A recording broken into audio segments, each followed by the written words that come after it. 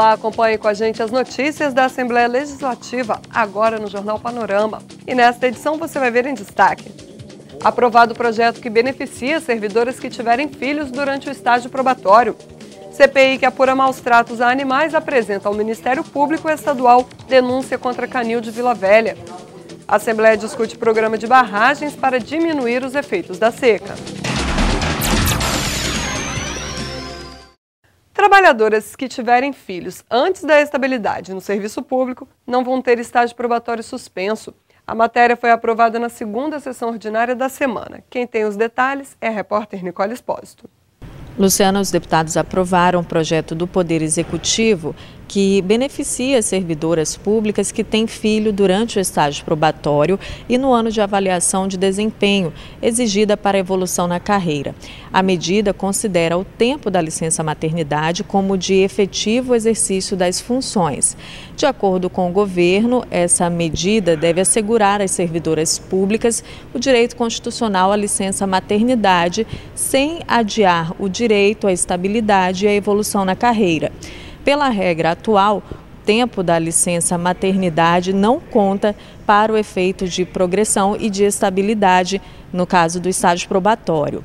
E durante esta terça-feira também, os deputados aprovaram um projeto que concede ao município de Afonso Cláudio o título de capital estadual da biodiversidade. O autor desse projeto é o deputado Nunes. Foi feita uma pesquisa, inclusive com a bacia hidrográfica do Rio Guandu, sobre essa questão da biodiversidade, e foi encontrado na região que banha todo o Rio Guandu, mais apropriadamente no Afonso Cláudio, essa maior diversidade. Então, portanto, uma reivindicação da própria população de que pudesse transformar essa cidade, o município de Afonso Cláudio, como a capital da biodiversidade. Nós entendemos que, por mérito e pela quantidade de espécies que forem contadas naquela região, a gente entendeu que mereceria muito esse título. Em defesa dos animais, CPI quer providências do Ministério Público contra canil de Vila Velha. O estabelecimento é acusado de maus tratos a cães e também de promover atendimento aos animais por pessoas sem formação veterinária. A CPI dos maus tratos contra os animais apresentou denúncia ao Ministério Público Estadual contra um canil em Vila Velha. O documento pede a abertura de ação civil pública contra as sócias proprietárias do canil, Nicole Presotti Cortelete e Letícia Medeiros de Oliveira. Elas já deram depoimentos à Comissão Parlamentar de Inquérito e negaram os fatos. Mas, de acordo com a apuração do colegiado, alguns animais destinados à venda eram submetidos a procedimentos cirúrgicos sem anestesia e conduzidos por pessoas sem formação em medicina veterinária. A denúncia também aponta que mais de 150 cães são mantidos em condições precárias de higiene e assistência médica. Nós esperamos que o Ministério Público ofereça os procedimentos legais. Nós acreditamos no trabalho do Ministério Público, acreditamos na celeridade e que esses casos eles sejam judicializados e que sejam investigados com profundidade e que esses malfeitores sejam punidos. A presidente do colegiado se reuniu com o subprocurador-geral de Justiça, Éder Pontes, na sede do Ministério Público. O encontro foi acompanhado por representantes da sociedade e do Conselho Regional de Medicina Veterinária. O subprocurador explicou as ações da instituição diante da denúncia apresentada pela CPI.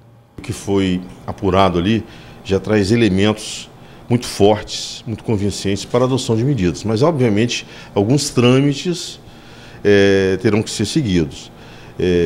Esse caso vai exigir, por parte do Ministério Público, mas especialmente da promotoria com atribuição no município de Vila Velha, a análise do caso para a adoção de medidas, tanto no âmbito penal quanto no âmbito civil. Comissão de Saúde promove audiência pública no Hospital Pedro Fontes. Depois de 80 anos de história no tratamento de pessoas com hanseníase, o futuro da unidade é incerto. Osias Cruz Filho tem 78 anos e desde os 9 descobriu ter hanseníase. A vida dele é muito ligada ao Hospital Pedro Fontes. Além de ter sido um dos internos do hospital, foi também motorista de ambulância do local. O ex-paciente ajudou a elaborar a Constituição Federal de 1988 na parte relativa aos direitos das pessoas com deficiência. E ele contou parte dessa história durante a audiência pública em comemoração aos 80 anos do Hospital Pedro Fontes. O paciente era tratado como se fosse um animal. Eu nem sei que espécie de pessoa era considerado na sociedade. Se ele não podia ir para fora, não podia ir para a sociedade, não tinha como conviver na sociedade, não sei como a sociedade considerava um paciente de rancenia, né? Sei que ele não poderia, na Constituição antiga, ele não podia nem alugar uma casa, nem alugar, só que veio a nova Constituição. Teria que ter alguém também junto à nova Constituição, representando cada um a sua classe, as suas entidades. Foi aí que a Secretaria de Saúde me indicou como o representante do Estado do Espírito Santo. O diretor-geral da instituição fala sobre o funcionamento atual da unidade. A partir da década de 70, quando os portões foram abertos oficialmente, aonde a população, o isolamento compulsório teve seu fim, o Hospital Pedro Fontes vem trabalhado com a finalidade de introduzir esses pacientes à comunidade. E várias ações foram feitas de lá para cá, passando diversos profissionais. Hoje, o Hospital Pedro Fontes ainda existe alguns pacientes conosco internados, pacientes estes que, por opção e até mesmo por entender que aqui é o melhor momento de convívio, permanece conosco. A nossa característica, então, hoje se define como uma unidade asilar. Durante o encontro, os participantes cobraram definições do governo sobre o futuro do Pedro Fontes. O presidente da Comissão de Saúde afirma que o colegiado vai encaminhar as demandas para o Executivo. Aqui levaremos pleitos para o secretário de Saúde, para o secretário de Direitos Humanos, para o governador do Estado, no sentido de que possa corrigir ainda algumas injustiças que nós temos aqui no Hospital Dr. Pedro Fontes. Construção de barragens como alternativa para a seca que atinge os produtores capixabas.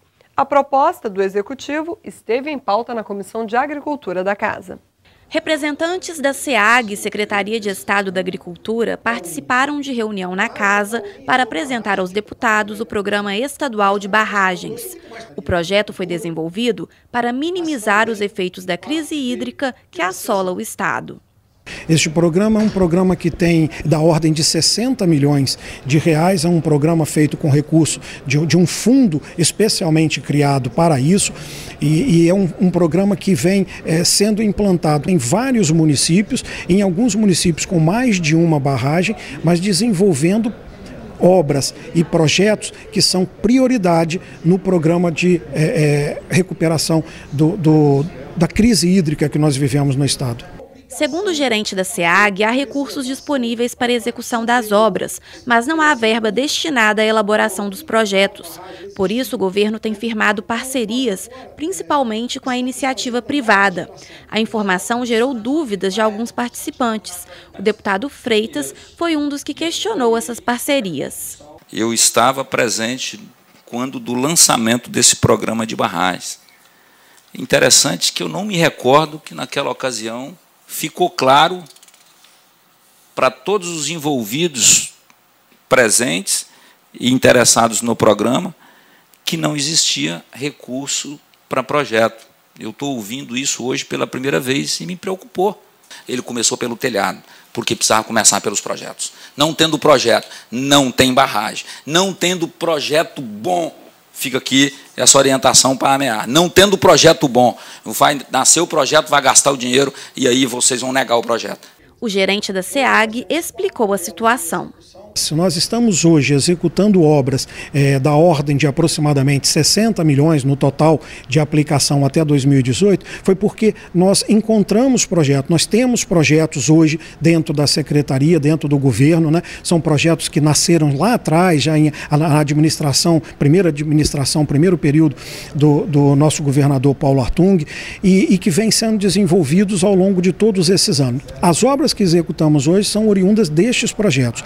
Nós novos projetos estão sendo realmente viabilizados. Como não existe recurso dentro da Secretaria para ser usado nesses projetos, nós fazemos parcerias, os municípios recebem de empresas privadas, de associações, de sindicatos rurais, e estes convênios então nos viabilizam executar estas obras. Claro que um programa como esse, para um estado que não tem essa tradição de construção de barragem, ele não começa pronto.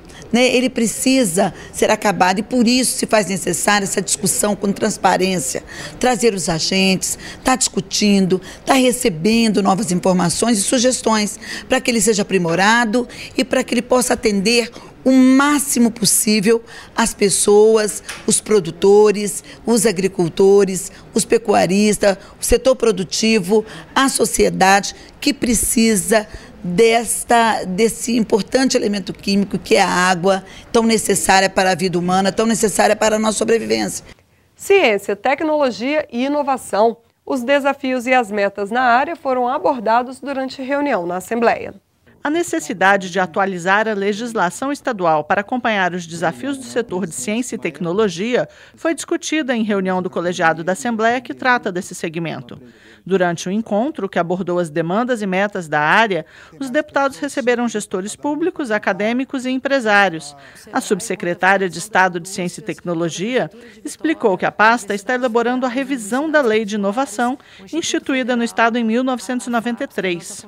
A gente precisa fazer com que essa lei esteja mais adequada aos interesses do empresariado, da academia, da comunidade acadêmica e empresarial principalmente, que é onde tem esse movimento. Então a ideia é que agora, nesse ano de 2017, a gente finalize isso.